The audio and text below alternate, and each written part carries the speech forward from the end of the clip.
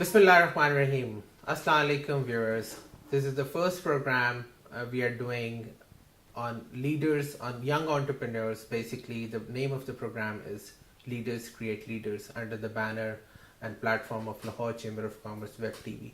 In this program, we'll be showcasing and we'll be inviting new young entrepreneurs, and we'll be knowing about their stories, their inspiration, their their hard work, and their how did they start the business and things like that. Today's program, we have invited very energetic, inspiring, and hardworking woman entrepreneur. She has done higher studies from US, and she's the managing director of Power Electronics Private Limited, and she's the first woman executive board member of Lahore Township Industrial Estate. She is also the vice president and director of Lahore Leaders Lions Club. That's one of the Lions clubs in Lahore. As a CSR activity, she is running a vocational school for girls. We welcome Ms. Mavish Anwar. Welcome to the show. Thank you. Hello. So Mavish, tell us about your story. How did you start your work, and what was your motivation behind that? I came to Pakistan after like 9-10 years, and when I came back to Pakistan, I had to run my father's company. My father is like 80 years old, and he runs his own organization, which employs like around about like 50 people. So basically, when I came back, the business was not doing very good. It was actually, my father was doing all the welfare work. He was very involved with all sorts of different activities and all. But at the same time, and he is also an electrical engineer, and he's innovating a lot of stuff. But he was not doing business. Mm-hmm. So, I had that fear that, it's going to diminish because ultimately, if you're not having the bottom line is a profit. If you're not having sales and, not making profit, the business is going to close ultimately. So what I did was, first of all, of course, as starting my father's business, actually as a new business, as my business now, when I was coming back, I thought I'm going to open my own company. But then when I came back, my father's business needed me. So I ultimately rejuvenated the whole business from scratch. I think so. Because then, I checked the finance, and, I started, and I found the problems. In business, we are taught how to do the SWOT analysis. Everybody who has done a business degree knows, it's actually the strengths, weaknesses, and opportunities you see. So there were strengths because the brand equity was already created. The weakness was the business. So I started, and the weakness I saw was there was no marketing being done. And being a woman in Pakistani society, it was very difficult. People, to start to do the marketing for a business and going out and asking people, what type of electrical equipment they are actually using.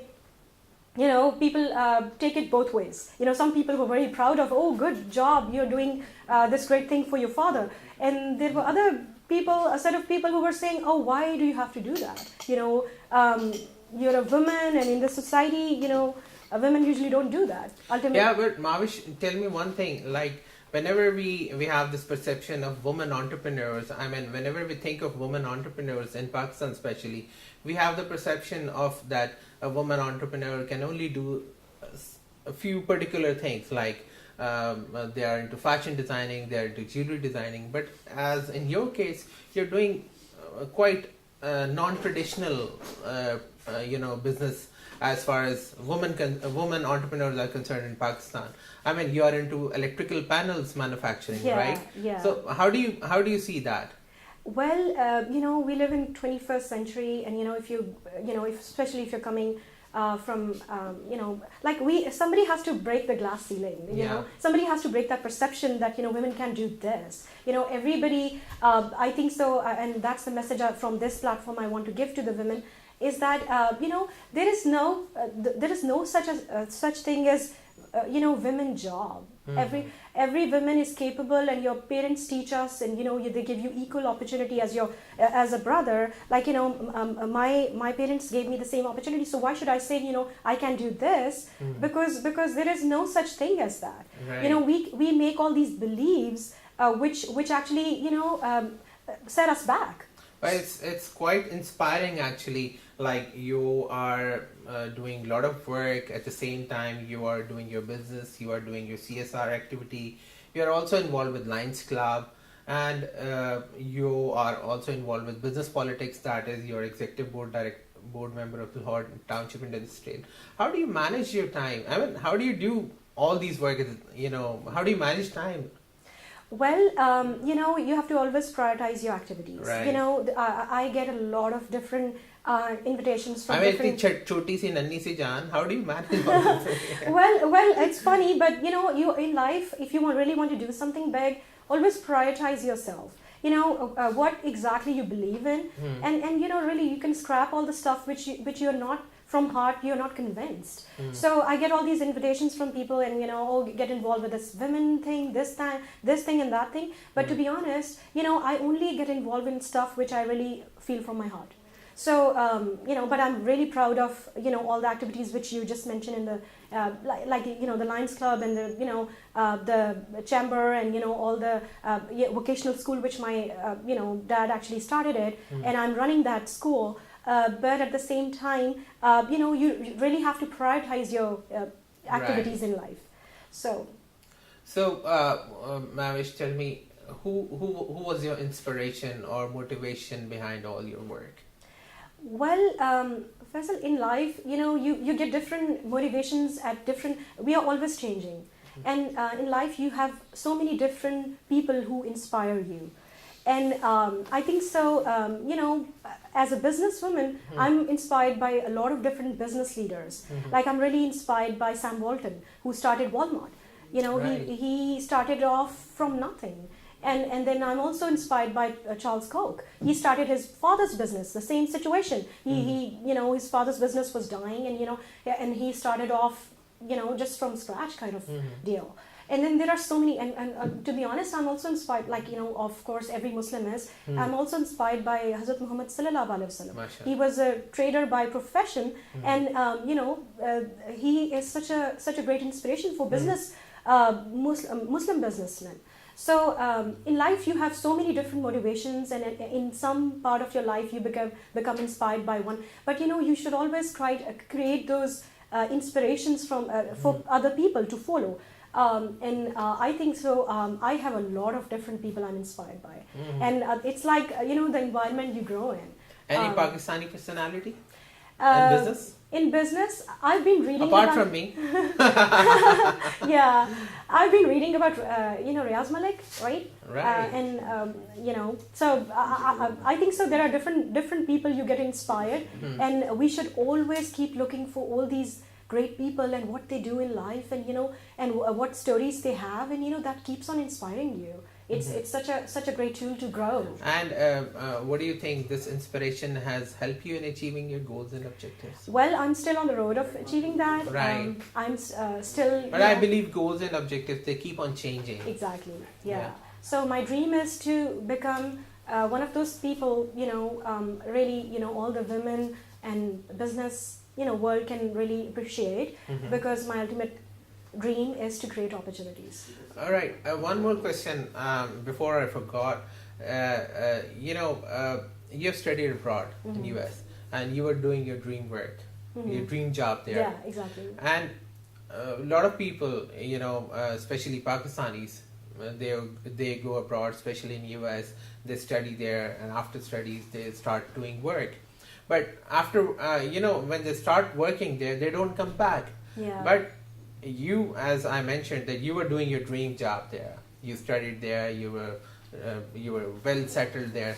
So, what was your inspiration of coming back to Pakistan? Why did you come back to Pakistan, and what did you have in your mind to start working on your own? I mean, what was the inspiration behind that? Yeah, Faisal, it's a very good question, and I want to from this platform, I want to give a message to the overseas Pakistanis too. Actually, no matter how much work you do abroad, how much you're making, but you're not making that difference. You see what I'm saying? So what happened is, like, yes, I'm doing all this hard work and I learned and all that, but if you're not bringing back to home, there is you don't feel the difference. So that spark, that I'm not making a difference here. That's something which I lacked, and it really, honestly speaking, it really was a big scar which I felt from inside. That I really want to make a difference. I'm not making a difference. So people are everybody's working hard like a machine there, and you do a 9 to 5 job, and you're just doing your job. Right. Everybody, there is no such thing as what do you call that you are inspiring others. I think so. I like that. Right. So viewers, will continue our discussion with Ms. Mavish Ahmed. Very inspiring, very motivating, and we'll be back after a short break. All right, welcome back to our program, Leaders Create Leaders. We have our guest Mavish Ahmed with us. Welcome back again, Mavish. We are talking about mentorship now. Do you believe in mentorship? What do you think? Mentorship is compulsory or not? Do you have mentors? Well, yes, definitely. Mentorship is very important in your career because and there are not everybody is so lucky to have a good mentor. Right. It can actually make or break your career. In the start of your life, when you just start your career, if you get a good mentor, that's something, nothing compared with that. It's like a good fertilizer in your kind of roots. And I'm very blessed. I had some really good mentors in in school and in my business family and all. At the same time, one should always look for good mentorship in books as well. So if in life you feel that you don't have somebody to follow, but you have all these books. We live in 21st century, and there is YouTube, and there is all these good leaders throughout the world, and we have so much access to all these different business leaders in the whole world. So I think so. Even if you don't have close mentors, you can find one on internet, and you can find in books, and there is so much which you can find. So it means you're learning a lot from your mentors also, and you're keep on searching for new people who are doing a lot of work successfully in their field, right? Yeah, definitely. Okay, tell me one thing. A lot of people say that being successful is easy as compared to maintaining the success. Do you agree with that? Well, yes, that's true. And success by definition is it means so much different to different people. But my own definition of success is it always requires sacrifice. So if you don't have, you bring a leader who is very successful, and I can show you that behind that person there are so many sacrifices. So yes, to maintain success is the key, to answer your question correctly. Because my father's business was doing quite well a few years back, but at the same time, then he needed somebody's fresh blood who can take it to the next level. Right. So of course, maintaining success is the key, because it really needs a character and integrity to go on and do all the great work which you're brought up for. Right. So did you think you'll be doing the same what you're doing right now? I mean, let's say, what did you think when you were 16 you were doing now? Well, funny thing is, I wanted to become a finance minister when I was. Oh my God! And I always dreamed that that's the only way I can bring the change in Pakistan's economy. But you still have a chance. Exactly, that's what I'm saying. That's what I'm saying. Because well. To answer that correctly, I really felt that the only way I can change the economy and the future of Pakistan's business only if I'm the finance minister, because somebody out there has to do some right policies where you can do all the correct policies, and that's how you can grow the business and expand the economy and all. But later on, after doing the business degree and after learning the reality, I find that the entrepreneurs can they are actually the main leaders of economy. The entrepreneurs. They create opportunities for people, not like finance minister. Finance minister is just that's innocent guy who just does innocent guy. Oh my God! Ask the masses, ask the people, ask the business community of Pakistan. Yeah, but he cannot. Is he innocent or not? Yeah, you're right. But at the same time, he's not the person who can create all those opportunities. As an entrepreneur, if you really want to do something for your country, if you really want to change the economy, you got to be an entrepreneur, because that's how you can create opportunities for the families and for the people and the general masses. If you're not creating opportunities and you just become a minister down the road, that's not but where you still have a chance. But being an entrepreneur, I feel I can create that difference, and that's what I always dreamed about. Okay, talking about entrepreneurs, what do you think? What are the advantages and disadvantages of being the boss of your own? Or in other words, what are the advantages and disadvantages of being a woman entrepreneur in Pakistan, keeping in mind the current situation and the business environmental conditions of Pakistan? Well, Faisal, that's a very good, interesting question, actually.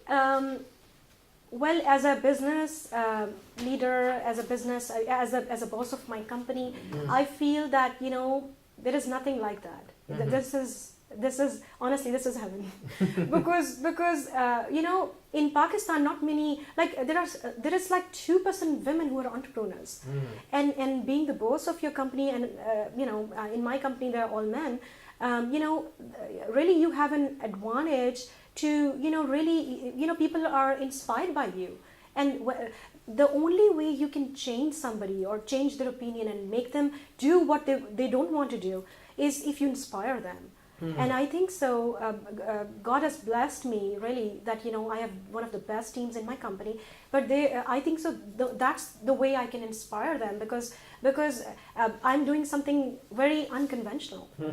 So and then again, to answer, in Pakistani society, not many women go out there and do marketing for their business and do all sorts of things which I am doing.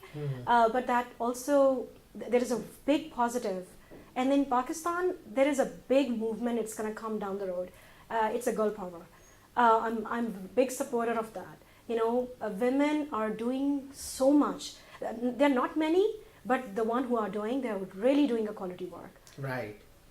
And coming back to your CSR activity, which you are doing, you're running a vocational school for girls.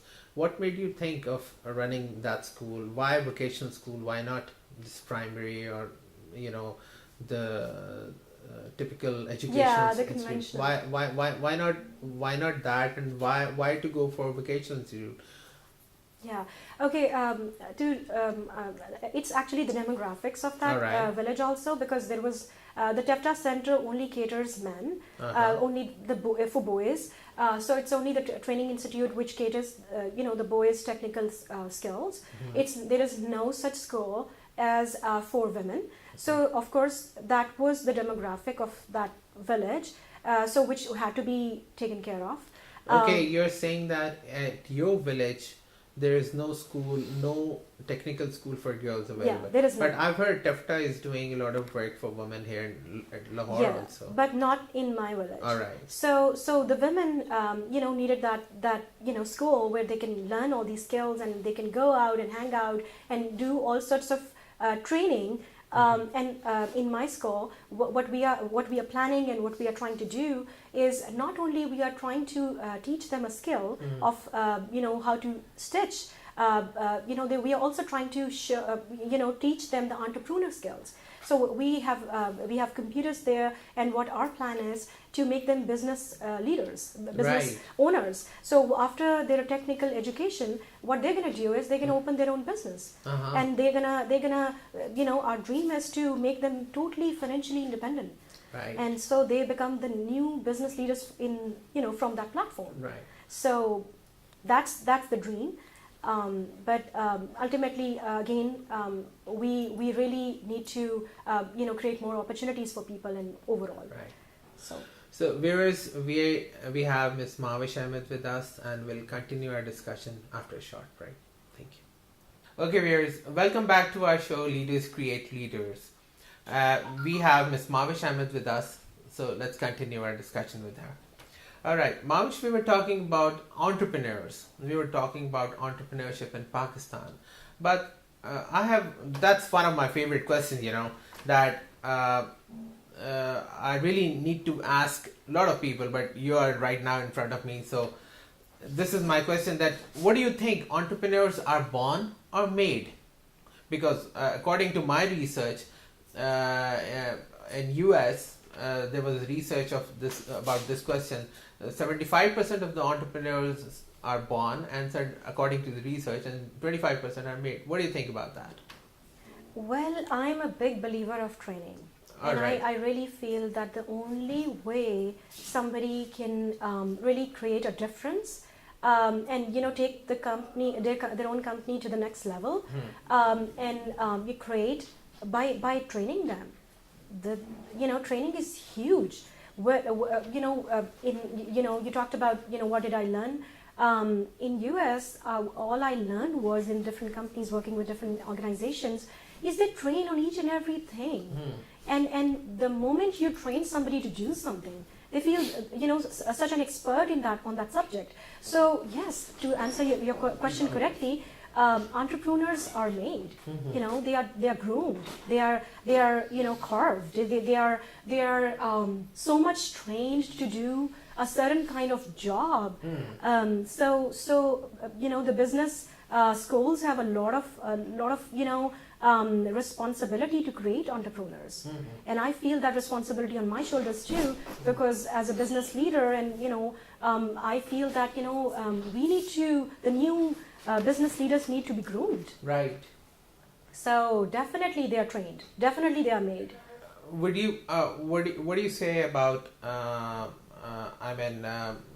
would you advise the new entrepreneurs, like the budding entrepreneurs, or especially the women entrepreneurs, to come and start their own business, or just leave their jobs and jump into the business, become their own boss? Would you advise them? I would strategically encourage them. All right. And I would tell them, first learn from your peers, right. Learn from your seniors, go get a job, and first understand the industry whichever you want to belong to. And then learn the whole mechanism and learn the whole the game of your business. Right. For example, if you want to become a leader in a textile industry, never start your own, no matter how much money you have, you always have to learn from others. And as a new fresh business graduates, everybody wants to start their own business and all, but there are, and not everybody is entrepreneur. Yes, we need to train, but it needs a character and integrity, and it needs a whole personality to do all these sacrifices which an entrepreneur does in day-to-day basis. The families are, time is sacrificed, their own, money is sacrificed. There is so much sacrifices which compensates, and you really have to do all those things. So if you have that personality and you really feel that you're an entrepreneur, you got to learn from others in the start of your career. And you got to, find a job, a good company which is a role model in the industry, learn the game of your business, and then go and open your own company. When you really feel that you're confident enough and you really have learned and you got that. And I think so, at least 3 years. All right. So lastly, any advice for our budding entrepreneurs, especially women entrepreneurs? Yeah, well, women, there are, the 55%, if I'm not, wrong, 55% of demographics of the women, if you see 55% of the Pakistanis are women, and then, there are only 2% entrepreneurs. That is sad. That is really sad that, not women by nature, how we are groomed in our families and how we are brought up, we always taught to be that humble girl, who needs to follow and who needs to say yes to even wrong things. I from this platform, I really want to give a message to all these women out there. Mm. If you feel that you are not making that difference, and you're part of that company, and you're just following, and you're not making that it's not you're not fulfilling your own dream. Mhm. You got to step out of that company, and you got to do something about your dream. Right. And that's the message I want to give. 2% of women who are entrepreneurs, that is a sad number. We got to do something. Women, just imagine you being a woman entrepreneur. How many women are going to follow you? And you are creating opportunities for them. You are doing all the stuff which is unimaginable. Mm. It is something which Pakistani women got to do something. We really need more entrepreneur women in the industry. Thank you very much, Mavish. I'm sure our viewers must have taken a good motivation from your talk, and they'll be, especially the women entrepreneurs, they must be, they must be thinking now to enter and starting their own business. So, thank you very much for being here. Thank you so Mavish. much for calling me. With this, I'll end the show with a quote related to one of my favorite topics, that is marketing. Marketing is not a war game between you and your competitors. It is the romance between you and your customers. I'll see you next week with a new entrepreneur, with a new face, new stories, new inspiration, new motivation. This is Faisal Iqbal Sheikh signing off from Lahore Chamber of Commerce Web TV program Leaders Create Leaders. Thank you.